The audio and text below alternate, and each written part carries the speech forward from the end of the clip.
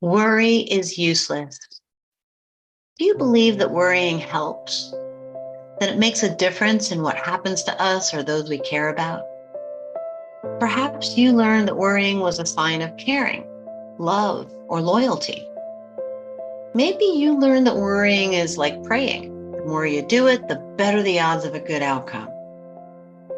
The quantum field responds to our worry by bringing more of that same experience, worry, to us, an ongoing downward spiral. What if our worries are not helpful to us or those we care for and can even do more harm than good?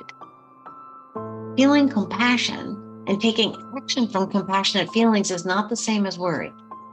Worry is an ongoing dialogue of what ifs and if onlys in our minds, words, and action. A perpetual sense of dread and helplessness from rehashing ideas and unhelpful scenarios in our minds and hearts that creates negative energy for us and those we focus our worry upon. Worry is not love. In fact, it's impossible to feel love and worry at the same time. If we want to ease our own pain and the pain of those we care for, our greatest gift is our love and knowing that everything is working out for the highest good, theirs and ours.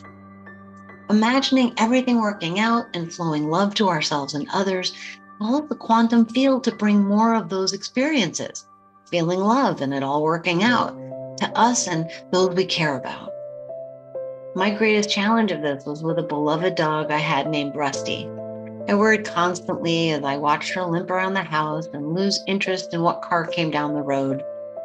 Thoughts about how to help her, if I was being a good or bad dog mom, and how much longer she'd be with us ran around in my mind daily. And the quantum field responded with more of the same experience as she became more and more listless.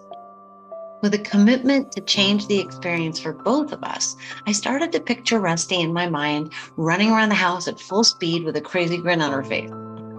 She did this for years, and it always made me feel such a rush of joy and love watching her feel the same while she made the run down the hall and those tight turns around the dining room table.